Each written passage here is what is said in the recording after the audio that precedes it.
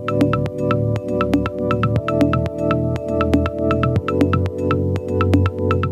good morning and welcome to the JMM Expert Insights webinar. Today we are joined by Professor Ken Collerson, and as Professor of Earth Sciences at the University of Queensland, Ken established a world-class isotope and trace element geochemical facility. Ken is an authority on rare earth elements and technology metal mineralisation, which we'll be discussing today, followed by a Q&A session. So to ask a question throughout today's webinar, please use the Q&A function, which can be found at the bottom of your screen. But Ken, good morning. Good morning. How are you?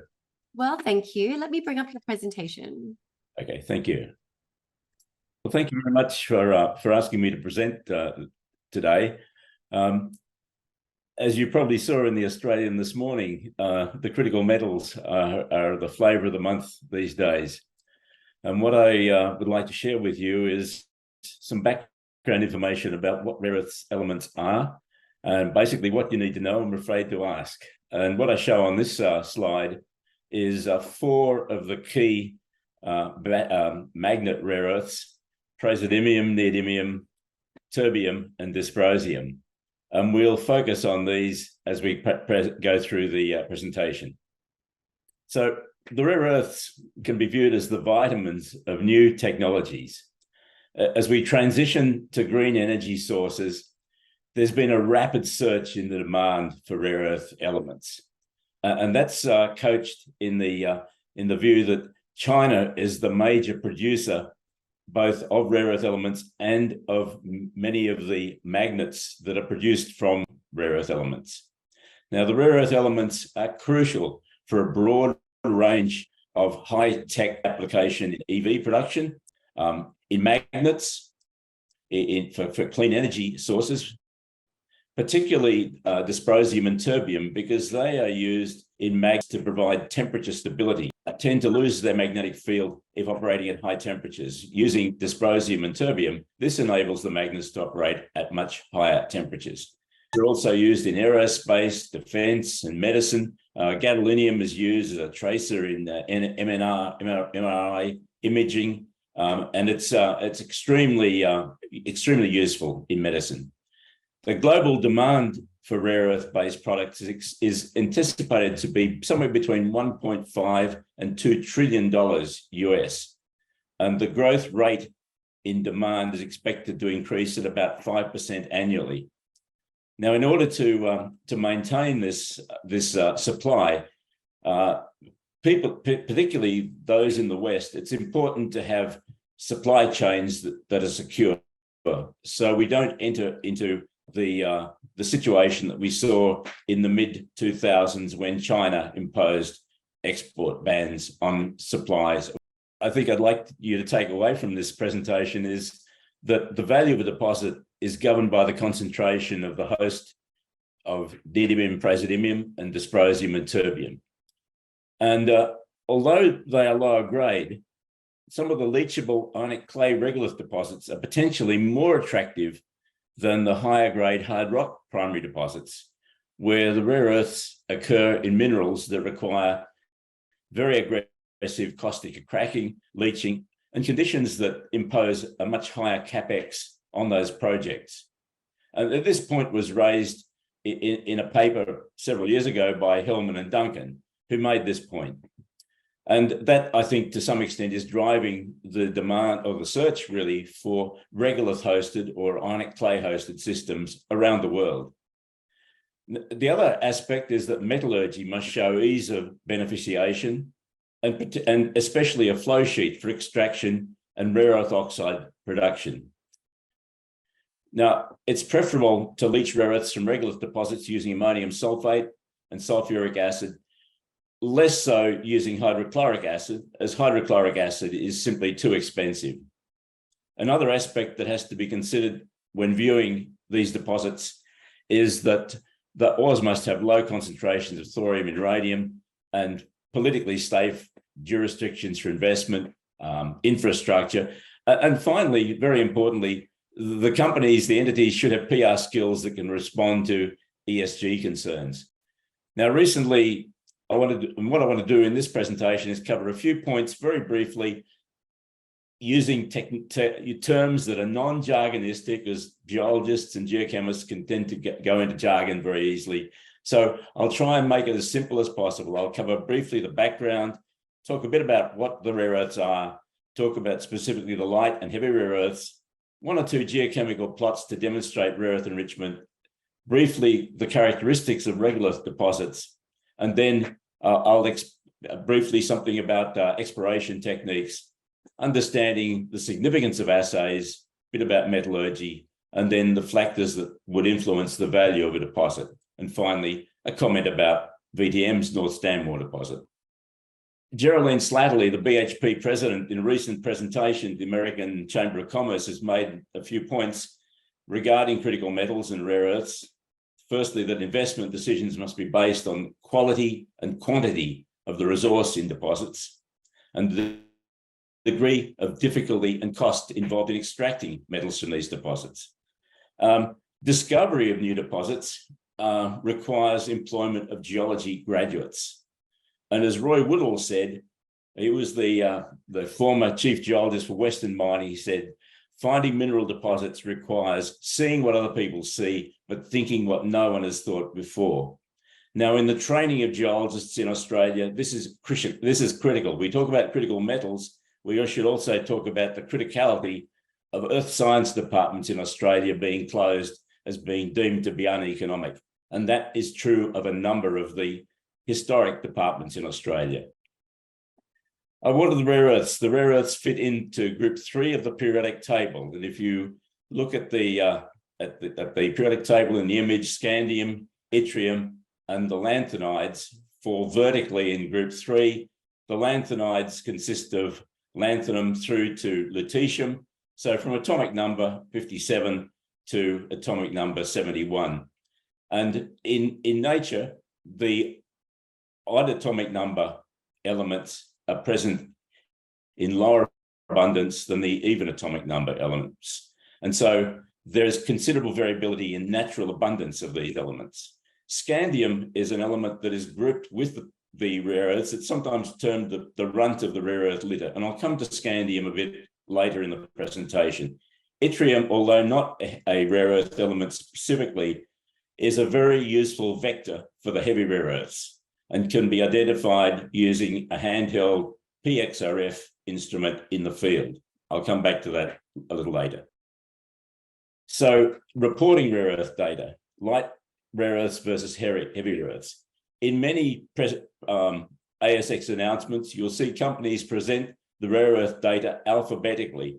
That immediately sends alarm bells off because the rare earths should be presented in terms of increasing atomic number, as I've shown in the second column of this diagram. So basically, according to the IUPAC terminology, the light rare earths, lanthanum, cerium, praseodymium through to samarium, and the heavy rare earths grouped from europium through to lutetium. Now, not all companies use consistent rare earth terminology. And so that can have an impact when viewing, for example, heavy rare earth to total rare earth ratios. Some companies, for example, use samarium as a heavy rare earth element. And so when reviewing ASX announcements, it's always important to read between the lines and the fine print, particularly as some companies consisted in their presentation of the full rare earth spectrum of their projects. And I won't say which ones they are. Now, where do rare earths occur and why do they occur? They occur in mineral deposits that are largely formed by the upwelling of mantle plumes. Now, mantle plumes, as I'll show you in the next slide, are upwellings that come from the core mantle boundary. They transport magmas to the surface to form mineral deposits. The common rock types that are found in mantle plume systems are carbonatites, alkaline silicate magmas, and the associated volatiles that they occur. This is an image of Oldonyo Lengai volcano in Tanzania. It's a carbonatite volcano, and that magma is coming out at 400 degrees Celsius, very low temperature. Many of the primary rare earth deposits on the planet occur on what are called plume tracks. Now, plume tracks form when the lithosphere or the crust migrates over a stationary plume. This image on the left-hand side of the diagram is what is called a tomographic image of the Earth. It's the temperature variation that we see in the Earth's lower mantle. And we can see from that there are two major upwellings coming from the Earth's lower mantle, the Pacific superplume and the African superplume. And these have been active for billions of years. They're the way the Earth's core cools. Now, if the image on the right shows a plume track extending from Hawaii through to Kamchatka, and this group of ocean islands, the Hawaiian Seamount Chains and Emperor Seamount Chains, are a plume track caused by the stationary Hawaiian plume. Plume tracks are targets for rare earth exploration. An example of a plume track close to home is in the Yilgarn. Marco Fiorentini has suggested that a plume track extends from Mount Weld through to Kew. And this is quite significant because VTM's regolith-hosted rare earth discovery at North Stanmore occurs in the Kew area. And carbonatites also occur along that track from Yttria through to Kew, for example, at Reddings, and kimberlites are found along it. A little bit further to the north, in the Gascoyne province, where ferrocarbonatites have been discovered by a number of entities, Hastings and Dreadnought most recently, that's the result of a younger plume, the Wirrakuna plume, which is 1 billion years old, whereas the other plume, the Mount Weld to Kew plume, might be 2 billion years in age. Now, the rare earth elements have odd names, and the reason they have odd names is that many were discovered by Scandinavian chemists. And in fact, there's a town called Ytterby in Sweden, which rejoices in the fact that many of the rare earth elements were found in a mineral called gladonite. And for example, ytterbium, yttrium, erbium, ytterbium, and gadolinium. So the reason that these very odd names have been applied to the rare earth elements is it's the Scandinavian geologists that first identified them, and hence the name scandium came from that area because it was first separated from the same type of mineral. Now, the drivers for rare earth discovery largely centers on the fact that the heavy rare earths are high value and rare. For example, terbium in recent estimates has a price of about $2,000, dysprosium about $500 US. Now, not all of the sources of rare earths contain heavy rare earths, and some of the heavy rare earth systems are obviously the principal targets for trying to overcome the Chinese control on rare earth supply. Heavy rare earths occur in carbonatites and in pyroxene-rich alkaline rocks. Pyroxene is a rock-forming mineral high in magnesium and iron, and scandium likes to sit into pyroxene structures. So a pyroxene-rich alkaline rock might have a high content of scandium, as we've seen with a few recent discoveries announced on the ASX. And scandium is a critical metal. It's sometimes called the runt of the rare earth litter. It's used in scandium aluminum alloys and with zirconia as a fuel cell component to allow the fuel cells to operate at lower temperatures. And so the rare earths are regarded as critical minerals. And we see on this diagram a diagram showing importance to clean energy versus supply risk.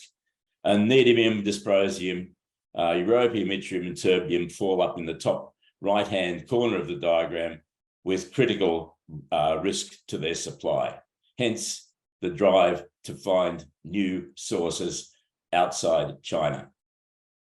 This is a useful diagram that shows where many of the major rare earth deposits fall in terms of total rare earth concentration on the bottom axis versus lanthanum ytterbium ratio, which could be viewed as a ratio of light rare earths to heavy rare earths. We see in the top right-hand corner the rare earth systems lying in the carbonatite field. In the middle of the diagram, we see rare earth systems lying in the somewhat more heavy rare earth enriched component of the granite, A-type granite field, and into the hydrothermal field. And superimposed on this is a green ornamentation, and that would show where the economic concentrations of regolith-hosted systems might lie. So basically, anything from 1% in some instances down to possibly 0.005%.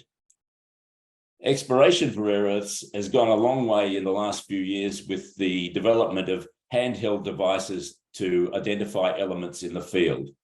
This image shows a Vanta Olympus PXRF.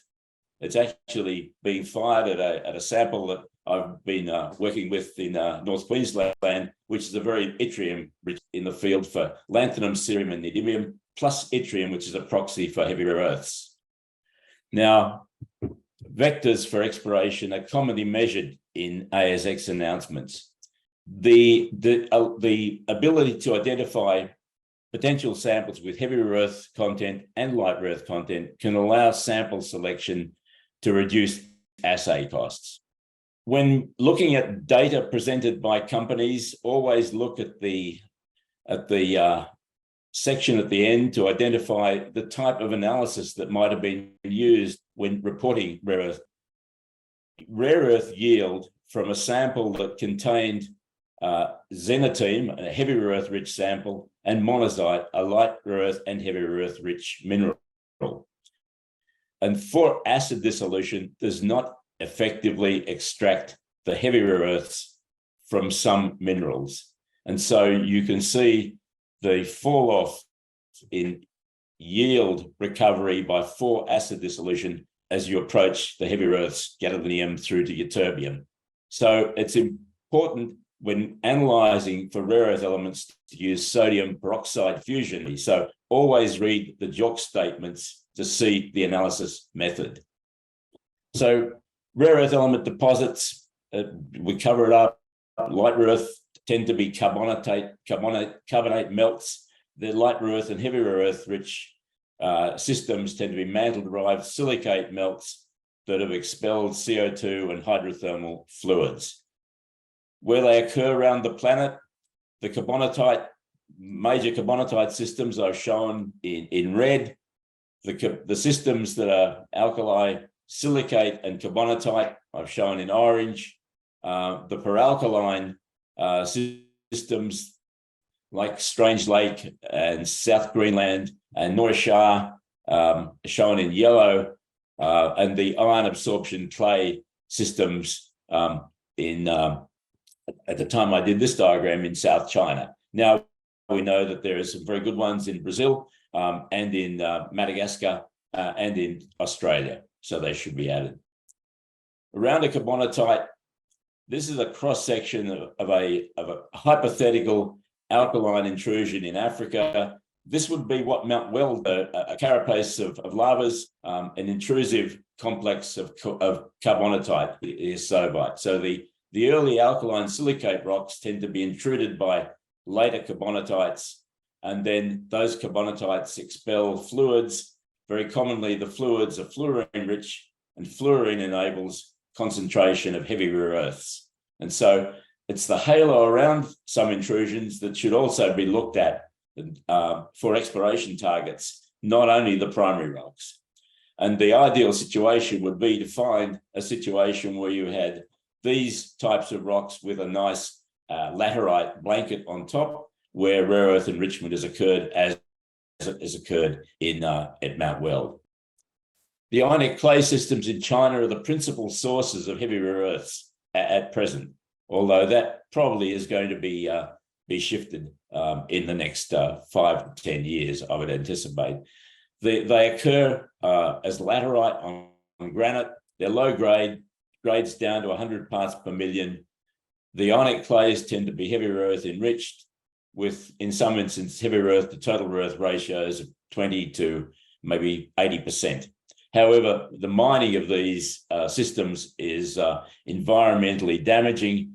And even in China, I believe that now there's certain government restrictions on the artisanal mining techniques that have been used in the past. So ionic clay deposits require much lower capex and are attractive in that respect, but they have to be handled very carefully. When looking at rare earth projects that are being assessed as possibly investment opportunities, metallurgy, reporting of metallurgy is a very important feature for project evaluation. The image on the left shows a scanning electron microscope image of a sample from Victory's North Stanmore system and xenotime. These are probably the hydrated forms of monazite, which is rhabdophane, and xenotime, the hydrated form churchite. So identifying the distribution of rare earths in samples is extremely important and should be a key component of assessing the metallurgical viability of a project. Now, we know that some of the clays in the North Stanmore system are ionic. So there's two components present. There is an ionic component where the rare earths are attached to clay particles. There is a residual component where the phases that probably formed through as a result of groundwater migration through the laterite profile, because the weathering profile is preserved even in these phases. Now, another important aspect of metallurgy is to show that you can recover the stuff. A deposit is not going to be economic unless it can be shown to be economically extractable. And so in this case, we show that these are some data that have been reported to the ASX from North Stanmore, where we're recovering 70 to 80% of the rare earths by a combination of ammonium sulfate and weak sulfuric acid with an acid bake and at 50 degrees Celsius and low leach times. Uranium is another important. This is a plot showing thorium and uranium concentration. With some of the major deposits shown, IXR's Makuto deposits and MEI's Pocos deposit in Brazil. VTM's deposit lies down in the bottom left-hand corner, essentially sitting above the average concentration in the average upper continental crust. So not significantly enriched in rare earths. Others, as Strange Lake and Bayan Obo and Boken Mountain, are quite uranium and thorium rich, and therefore potentially will cause significant problems with respect to processing and storage of waste. And so the takeaway points that I made, the value of the deposit is governed by the concentration of neodymium, praseodymium. Leachable deposits potentially more attractive than hard rock deposits because of the lower capex. Metallurgy has to be shown. The system has to be in a jurisdiction that is politically safe for investment. So finally, some of these components are shown on this plot of comparing ionic regular clay comparisons. I've shown here VTM, IXR, and meteoric resources data. VTM in green, IXR in yellow, MEI in gray, in dark gray. And the first is the ratio of heavy rare earth to total rare earths. Very significant increase in VTM system with very high dysprosium terbium contents, much higher than IXR and MEI. Percentage of neodymium and praseodymium very similar. Metallurgy recovery from VTMs is looking extremely positive. The resource in millions of tons. A resource was recently released by VTM of 18% of the exploration target area, and that was a 200 million ton resource. And then finally, attractiveness of research for investment, and based on Fraser Institute's recent calculations, West Australia, one of the best investment destinations, Africa less so, and Brazil somewhat less so because of geopolitical risk and taxation issues. And so the data sources for this are listed they're all public domain data. And that's really what I wanted to cover in this presentation. I hope it's been useful to you, providing you with some background information to allow you to better interpret the resources that are being discussed and the discoveries that are being discussed in ASX announcements. Thank you very much. Wonderful. Well, thank you, Ken, for the great presentation. And I encourage webinar attendees to please use the Q&A function, which can be found at the bottom of the Zoom screen. Ken, there's been a few that's come through, so let me jump into them. So can you please discuss the potential for further applications for rare earths as new technologies are delivered? 20 years ago, there were probably very few applications for rare earths, except for, I guess, the initial development of mobile phone construction, miniaturization of electronics, development of techniques that are required. As more my feeling is that as more availability comes to the market, and as more techniques are patented, there will be more applications for rare earths. I think it's a growing field. You only have to look at the rare earths that are included in EVs, the demand for alternative wind generation energy and magnets operating at high temperatures. I think the field is wide open for discovery of new applications for rare earths once availability becomes much more sound, and construction or manufacture of rare earth products is shifted from the Chinese realm to the Western environment. How replaceable do you expect rare earths to be in the future? How replaceable? I guess that's not really an easy question to answer. I think that there will be a lot of people starting to think about recycling, and clearly a number of companies in the rare earth space are becoming involved in the application of recycling technologies to improve the longevity of their product lines. Usage of rare earths is just going to be a critical aspect of modern technologies. It's going to get because of the unique geochemical behavior and physical properties of rare earth elements, many applications are going to be found for rare earth applications, for rare earth elements. Wonderful. So next one. So is there a concern about not having enough rare earth elements to meet demand? And will this ultimately drive prices higher and make certain technologies financially unfeasible? Well, I'm not an economist. My feeling is that as more rare earths become available, the applications will increase. I don't really see that as a real issue to worry about. I think that if anything, it's going to prompt, as we saw in the press recently, or in fact, as most recent as this morning, the demand for exploration for rare earths is just going absolutely gangbusters. The problem is that there simply are becoming fewer geologists being trained by universities to enable these discoveries to be made. That to me is a critical issue in Australia. Thank you, Ken. Just further to that then. So how quickly do you see the shift from China happening as new projects come online?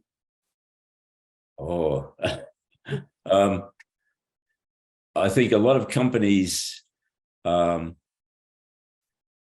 obviously investing money into the rare earth space because of the political risk of the stranglehold that China has had previously and currently has to some extent.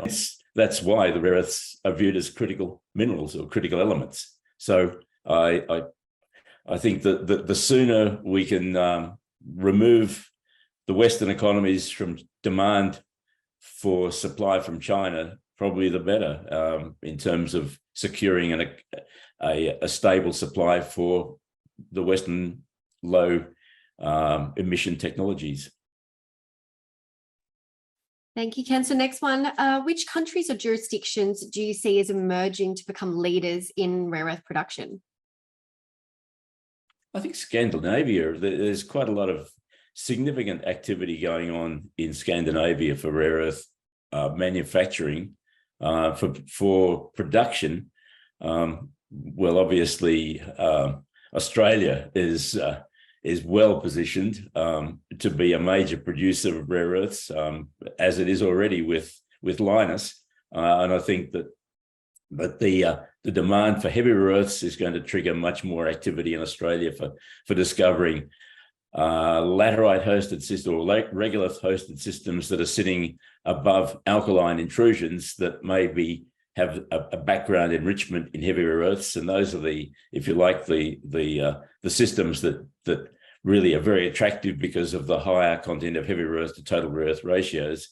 There are a lot of systems that are being discovered lying above granites, which are not particularly enriched in rare earths, in heavy rare earths, let's say.